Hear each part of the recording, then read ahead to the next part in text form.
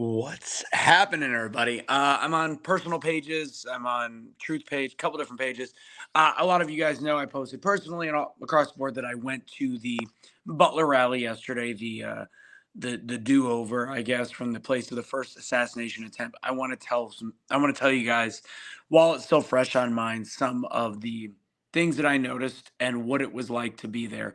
I know from my personal page, this may come as a shock to people, but I have been to a Trump rally before. It's been several years. Went to one in Michigan, went to one in Texas. So it's been a little bit, but this is a different area, and I want to explain a little bit about it. I want to explain a little bit of the things I saw with the roof, the size of the crowd, all the above. I'm actually going to put this on silent. Want to put it on do not disturb. So share this video. This is a good firsthand account from somebody that went yesterday. I'm going to talk about crowd size a little bit. I'll talk about some of the interesting things that I saw, the people that were there, um, and some of the things that are in question from the assassination attempt that I will be honest with you, I believe is a conspiracy that we're not going to get to the bottom of. I think that they cremated his body far too soon.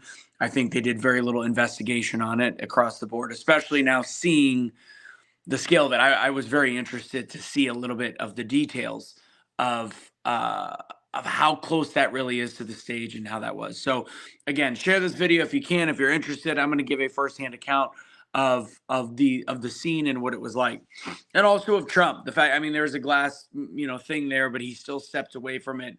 Still crazy. I'll give the way the security was yesterday as well.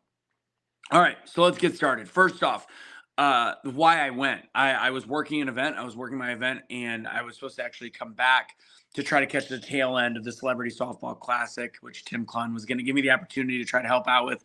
But I realized I wasn't going to make it back, and I was flying out to go to work on Friday morning, and I saw that Elon Musk posted that he was going to speak at the Trump rally. And I was like, well, that's interesting. In Butler, PA. I go, that's even more interesting because I'm in State College, Pennsylvania. And then I look and it's like a 3-hour drive. And I'm like, well, it's probably going to be a hassle. Turns out that I ended up having to spend $25 in flight change fee and fuel for the round trip, which I rented a hybrid. So it cost me $50 total, really, to go to this. So I couldn't pass it up. And I already knew that I wasn't going to make it back for the event that I wanted to go to. And I said, this is historic. This is something, an ex-president that is trying to run for president is going to go to the same place that he almost lost his life. And for those that don't believe he was really shot or whatever it was, I feel sorry for you. Like, sometimes you have to realize that there is some truth when you can see photos of bullets and blood and there's dead people around. One dead person, I should say, which they did a very good job of speaking about at the event. Corey Comparteri. I don't know how to spell it. I don't know how to pronounce his name perfectly, but his wife and family, they were all there. There was a monument there. They sang Ave Maria, really, really beautiful things, especially now that the leftists publications are trying to spread that he's mocked her by saying, that he laughed. Can you guys just make sure you guys can hear me if you guys can, if possible? Can you guys hear me? I had a call come in.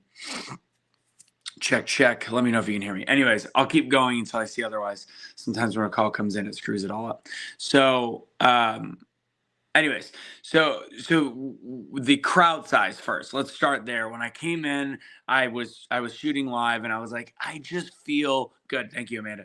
I feel like this is because I heard it's going to be 70,000.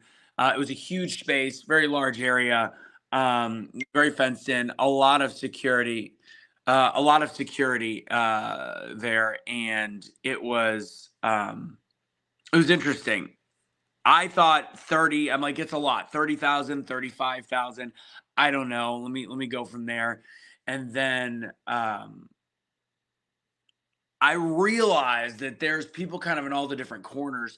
And then it started to fill in and more people were coming with me. Like as I came in around, I got there at about 3:30. I had no issues getting in. All the lines started the day before, and to get in at that early point to get where the seats were in the front.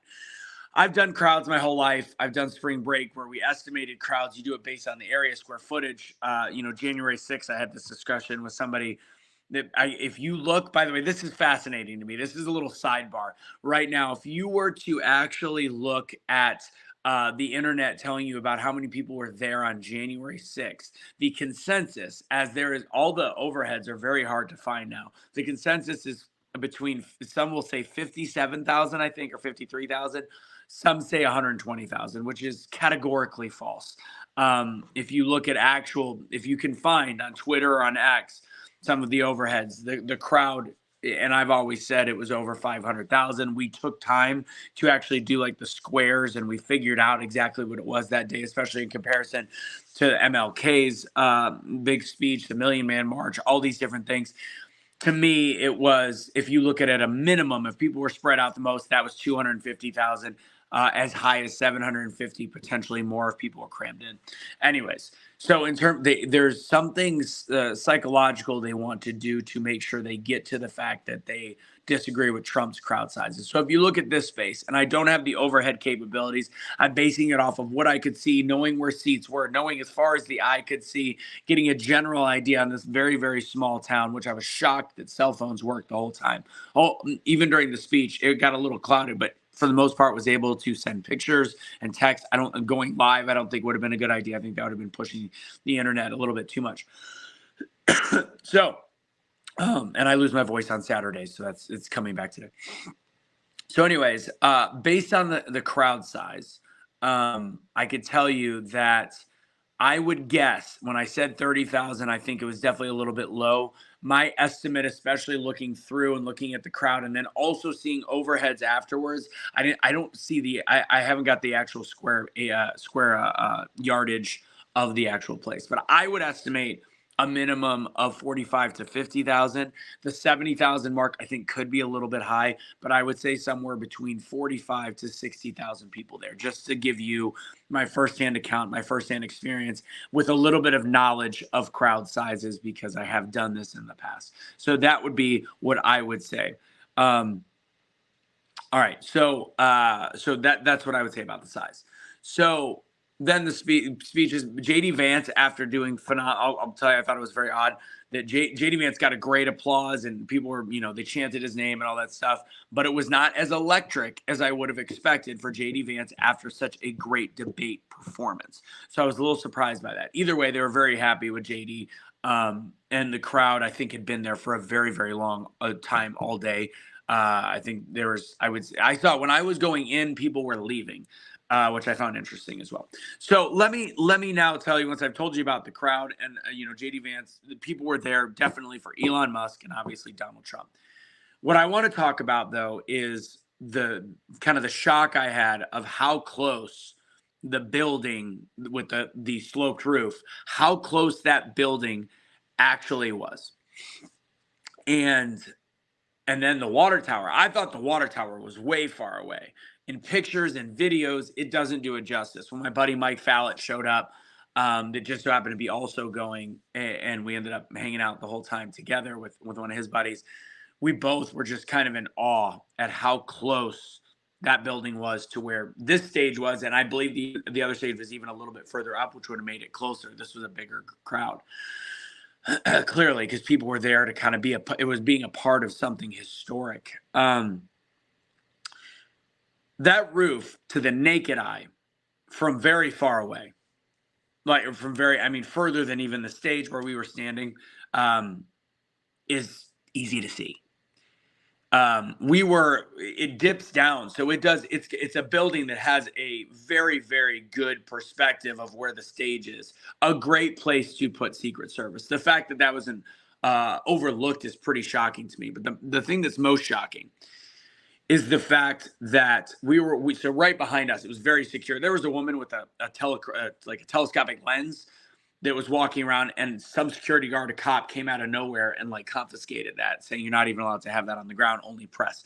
And so there was security everywhere. When they checked purses, they were checking. They were thoroughly. This woman in front of me was 70 years old with a little hand thing, and they checked it for 2 minutes. I'm like, geez, they were going to town. So the people, there was two spotters behind me. There were snipers on all the buildings, but we were watching the snipers at one point. We're like, what is going on? They're looking the opposite direction. They were looking at wind temperatures. They were looking at their phone. They were getting distances. Their binoculars are huge. They were intently looking at something, which leads me to think about the fact that this this Crooks guy, had been seen before. He was on a radar. He was on the lookout. People knew that he had a rangefinder. All this had been reported. And that building, although I couldn't see it from where I was because we were so low, like it kind of dipped down. It's so low. But when you can see it from above, when I went near like one of the screens and near the top, and if you were on the stage, you'd be able to see it. Trump could have clearly seen the top of the roof. Anybody that's Secret Service could have seen the top of that roof. Anybody could have. It was, and we're not talking with the gigantic see a mile away binoculars. We're talking just visually. And the amount of time, again, he was supposedly rushed by the police to, when he got set up, and they knew, and he had to rush what his motive and what his thing was.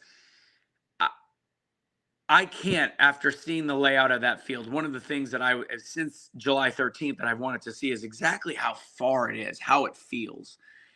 There is no way that incompetence is the excuse for what happened. Because again, anybody could have seen this. Like there is no Secret Service. Like people from the stage that are Secret Service that are behind Trump could have seen this. Anybody could have seen this. With the fact that there is a threat from Iran on the life of Trump already broadcast and publicized at that point, you have to believe, and Trump, for the first time that I've heard him say last night, did mention, last night, by the way, they did not have anybody on the water tower to this question. I didn't see anybody on the water tower. We looked, unless it changed as the event went on, I did not see anybody there. But they had people on high places all over, and they were looking everywhere.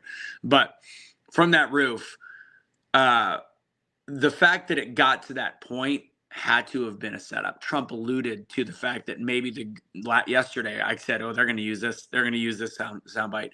That maybe the government was trying to kill him. There's no way that a incompetent Secret Service wouldn't have stopped what happened based on where that roof is, where things are, the fact that somebody was called off their post just at the right time so that nobody was looking out the window and nobody was paying attention to this building. Like, that's what I'm saying. Like, they have their sectors with the binoculars that they can look at, that that they're supposed to be focusing on. But literally, if they're not supposed to be focusing on that and they simply go like this, they would have seen the top of that roof, which is enough to go, how did this happen? Knowing that nobody was positioned on that roof and seeing somebody, and it's not like you would just see a blob. It was close enough. You would see a man with a gun all the way from the stage. That's how close that is. That's how close 140 yards is. Like, hey, it's baffling. Like, seeing it in person lets you know that there was something nefarious set up that day. And I know that he doesn't fit the bill for somebody that's working with foreign nations or whatever you want to say. And you don't want to get into the conspiracy of it all, but for God's sakes, something's wrong with that, to a point that it's Kennedy level is all I can say. Anyways, I wanted to get through that because I think it's important to know from somebody that is there firsthand and can see that was baffling to me. I mean, there's no excuse. Incompetence isn't the excuse. It had to have been something planned and set up. I don't know from who. I'm not saying it was Nancy Pelosi. I'm not saying it was the Secret Service, but there had to have been a master plan to get that close to Donald Trump from that event, from that viewpoint, knowing that they were already looking for that kid, that guy, and then also knowing that he was on alert from Iran. There is no way that incompetence can be the answer. Plain and simple. And then, yeah, you got the golf course. So I think there's going to be, this next month, I'd be very scared to see what happens. Just throwing that out there because it's still there. That the threat is still there. You had Elon Musk that spoke. It's amazing. I think there was a time where we thought Elon Musk was going to become a Trump guy, and then he was very clear to take a step back. And I think that they still weren't overly cordial with each other, but they were like, I respect him. This, that, and the other. And now to see Elon Musk, who has gotten headfirst into politics, also the man that pays more in taxes than any other person in history, because people are saying he wants Trump because he's going to get a tax break, whatever. It's very clear that he is seeing a different purpose to me. And then he came out with a "Make America Great Again" hat, which to me is not just there to speak on behalf of Donald Trump, but it is there to be a full-blown supporter of Donald Trump and support the message that is anti-establishment at this point. The liberal of days of old is not Republican. The liberal of days of old is not Democrat. The liberal of today is actually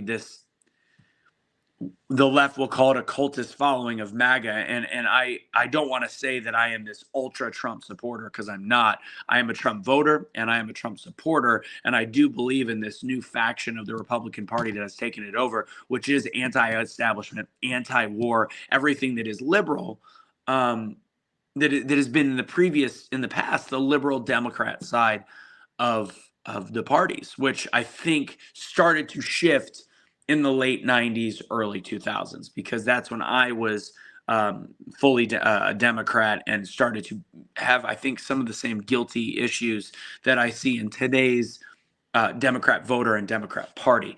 Some of the things that I would notice out of the speech, Trump, there was a person that got, I don't know if they had a heart attack or whatever it was, but he was able to have the wherewithal to shift his thought, to shift what he was doing, and allow people to take the time to help her, give that space. It's very impressive how he does go off of teleprompter. I don't think he's the world's best orator. He's not. But the fact that he has the ability to do that, he talked about how much he goes off teleprompter, talked about how when Kamala Harris a couple days ago lost her teleprompter, how she struggled. So I found that very interesting to watch. Obviously, a great moment where he talked about Corey I have trouble with his last name. Compartori. There's been a lot of rumors going around that Trump made a joke and disparaging comments about the wife. They've become friends. There's been a relationship with that family. He's raised millions of dollars for that family. But he said the comment that she would want her husband back instead of the money, and he kind of made it tongue in cheek, which she appreciates the humor, but as the media does, it's being dragged through the mud as him being this terrible person mocking this woman that he lost his life. By the way, based on everything I just told you about where the building was, that guy should have never gotten off a shot. So the assassination attempt, whoever was behind it, also killed Corey Comparteri, period. They're to blame for it 100%, because it should have never gotten to that point. Worst case, he should have been pulled from that stage when there was something suspicious. And there was minutes for them to do that. He made a joke about Starlink, which was so apropos. Like we've seen Kamala Harris pretend like she knows about what AI is, and then talking. AI is artificial intelligence. It's the artificial of intelligence. And we've seen that. Whereas Trump goes, he talked about Starlink. He was going to put up Starlink, he said, in North Carolina. He was telling the people, I didn't know what Starlink was. It was very funny. It was the fact that he's like, I don't know what. Of course, he doesn't know he doesn't need to know what this technology is. He just either has internet or his people haven't. That's not it. So it was very interesting to see. He then stayed at the end. And people are saying, did he? And here's the interesting thing. Like, Kamala's comment about in the debate, which got underneath the skin and ruined the debate for him. People do leave Trump rallies near the end. I left. I got near the back so I could watch the very end. But I would say 20,000 people cleared out of the 50, 60,000. I would say it got down, like 2/3 were still there. People leave because they're there. It's part of an event. And yes, we know what Trump stands on. It's being there, and people want to leave because Butler is a very small town, which I'll get into in a second. People want to be a part of it.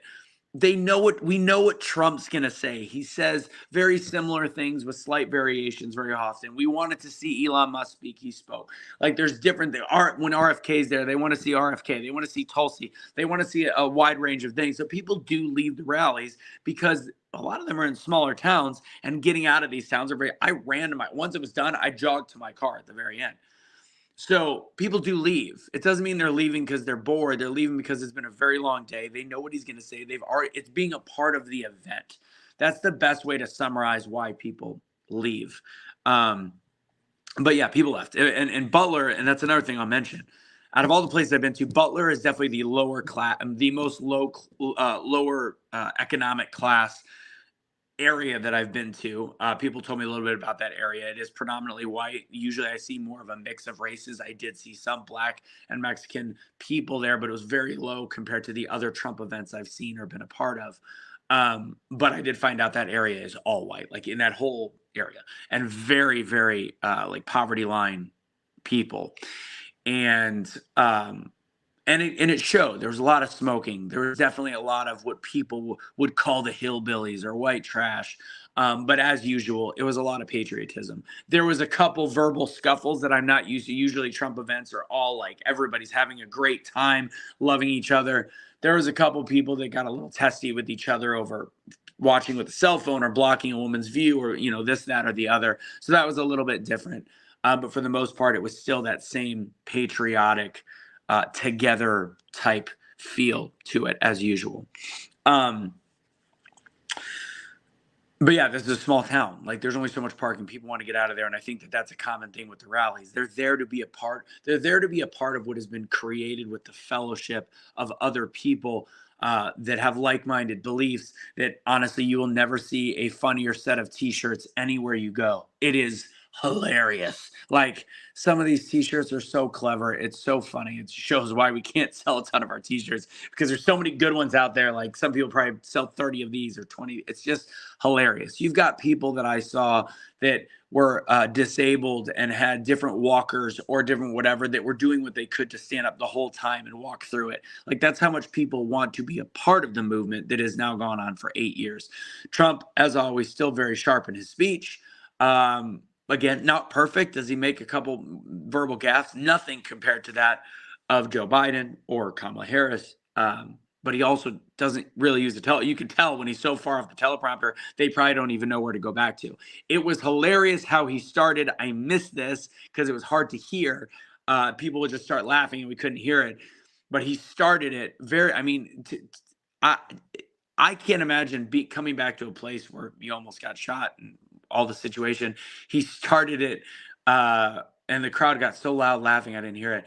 They put the chart up that he says saved his life, and he said, as I was saying, which is incredibly funny, like to be able to play with something that was such a potential disaster, is funny and it's powerful. It's something to think about.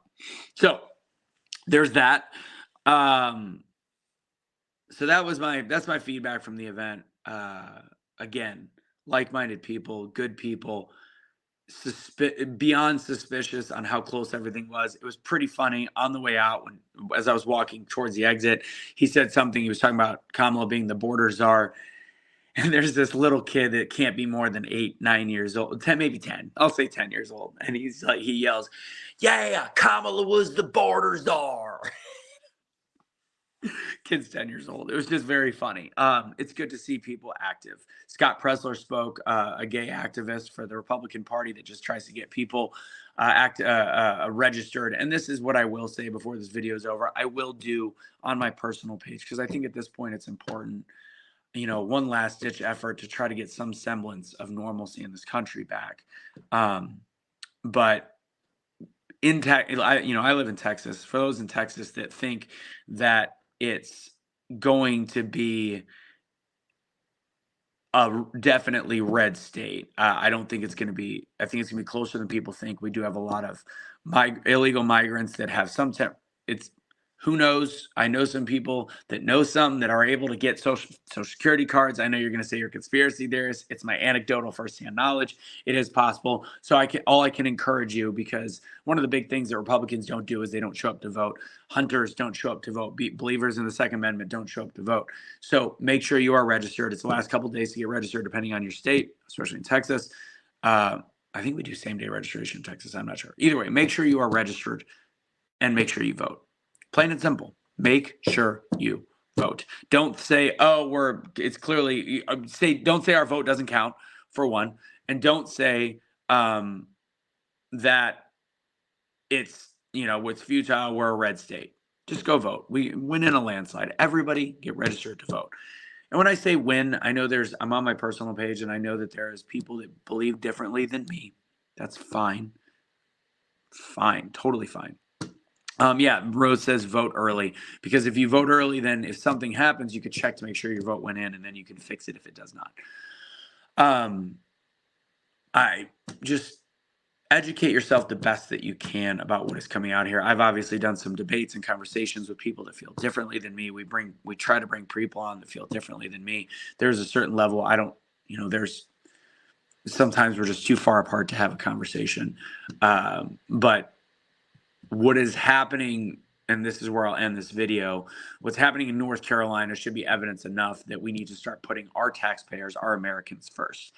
People that don't believe that FEMA is interfering, or people that aren't seeing that Kamala Harris is celebrating the fact that they've given more money to Lebanon just this week, $175 million, when in all reality, I also want to be clear to those that are Republicans that are following this and watching this video, that $750 thing is misinformation to a slight degree. So FEMA has authorized the $750 payment, which is essentially, that's not what they're giving people. That is something to give them the ability to get food, hotel, transportation. It's just like a stimulus, like quick $750. It's got nothing to do with the back end. So make sure that's accurate. Now, I don't necessarily slam the Republican side for politicizing that, because it's not fully, because if it were the other way around, they would do the same. And then they would also, on top of it doing the same, they'd have 90% of the media that would propagate that fib or that lie. The problem actually is the fact that the current administration isn't talking about how much money or resources they're going to be setting aside for this or pushing, because this is one of the biggest national disasters, if not the biggest, that we've had since Katrina. And in many ways, further widespread damage could be surpassing Katrina, especially as I think we're well over 200 dead at this point, with still hundreds missing. People still, millions of people still without power, and most people that will not be able to go back to their homes. We have individual reporting in said areas about what is happening, about the areas being bulldozed, about the government taking eminent domain. And again, people are like, well, it's conspiracy. It's not true because the media is not covering it. Welcome to kind of what we said about the way the media works in the last decade or plus, more than that, really. So we're no longer, for some odd reason, no longer trusting actual Americans to tell people that, hey, this guy had a helicopter, he's trying to give us help. They're actually threatening to arrest him.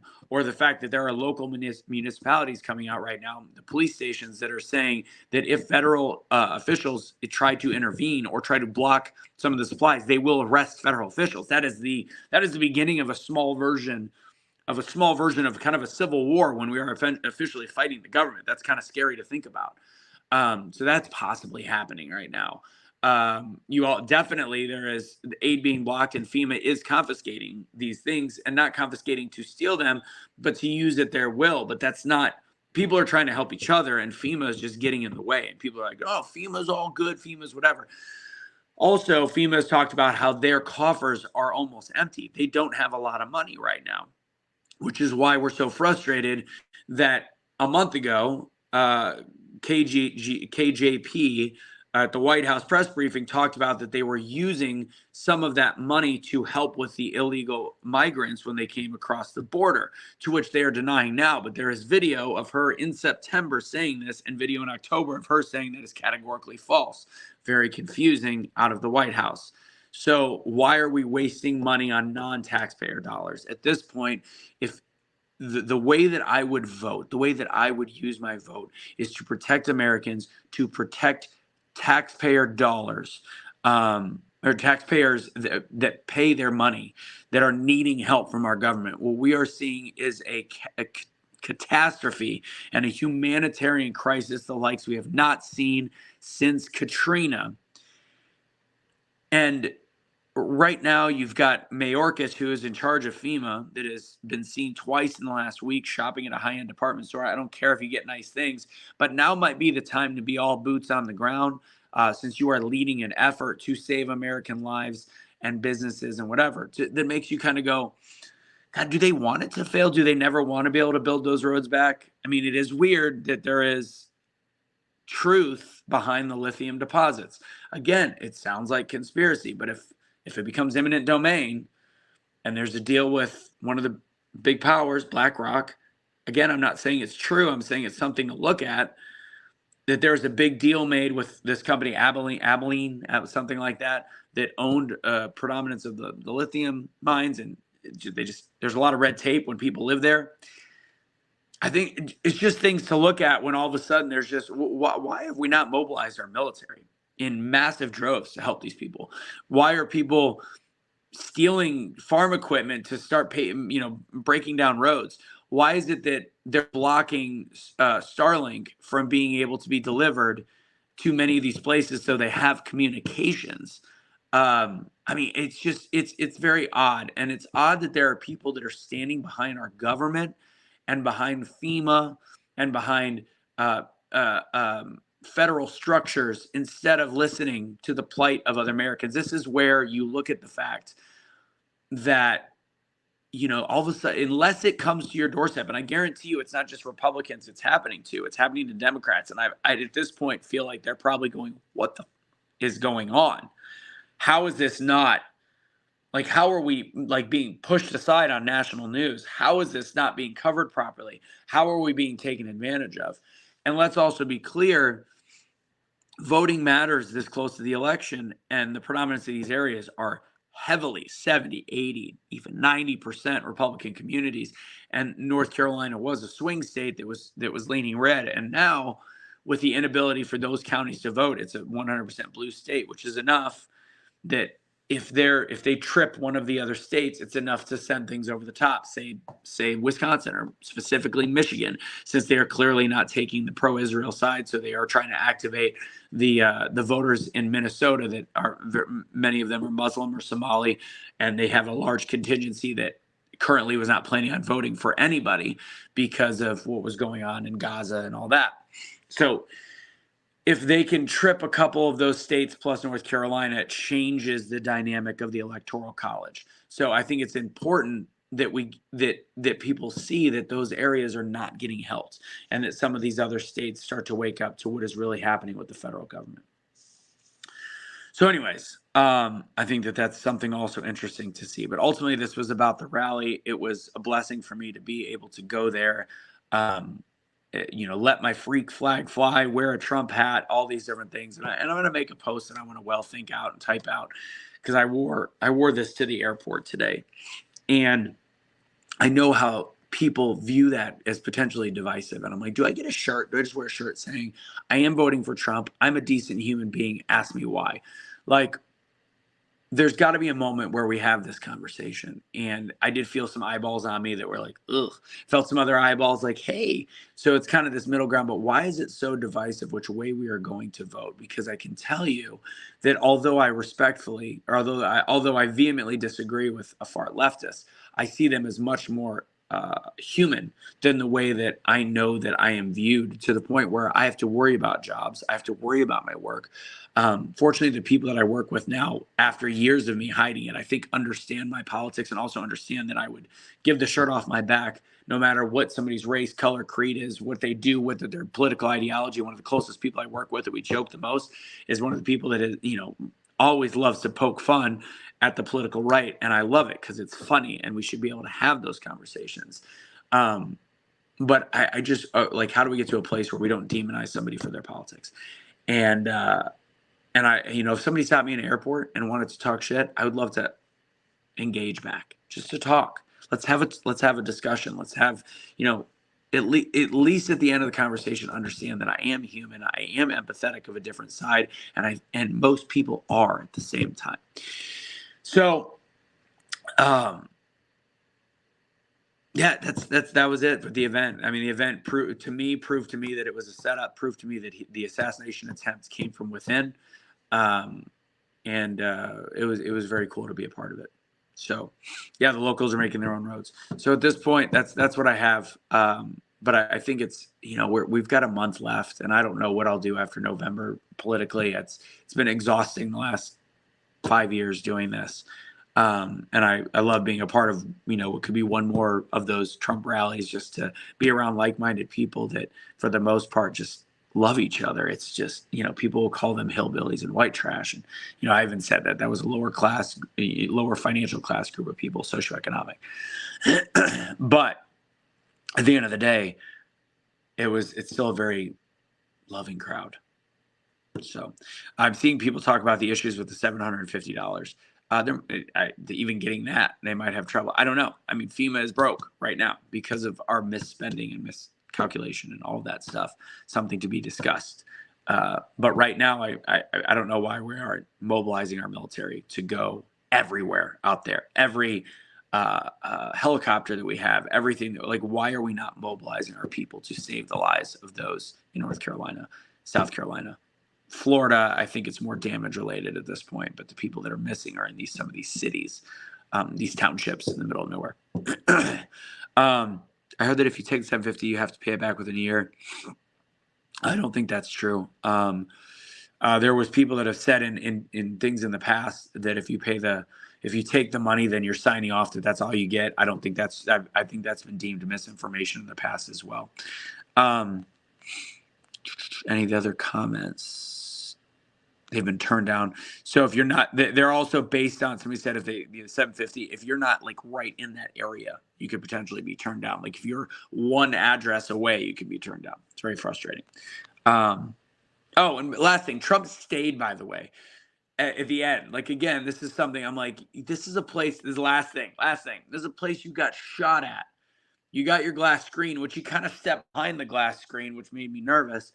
And the opera singer, I can't remember his name, came and sang for 25 minutes, and Trump just stood there listening and loving the music and being a part of it. Instead of like, thank you, I'm going to go back, listen. He stayed out there standing up the whole time. This guy sang God Bless, or not God Bless, was it God Bless America? He sang America Beautiful, Hallelujah, all these different songs. Beautiful voice. He stayed out there standing and watched it. I thought that was very powerful to him to stand almost defiantly of the risk that could be around. So anyways, this was supposed to be 15 to 20 minutes, 40 minutes. That's as much information as I would give right now. So there you go. God bless. Share this video. Like this video, share this video. Do all things with this video. If you like our gear, like this Unite Don't Fight shirt, head over to awakenotwokestore.com. Use truth for 20% off. That's it. I'm actually wearing a Trump hat. I know. It's a lot. It's a lot on my personal page. All right. Take it easy. God bless.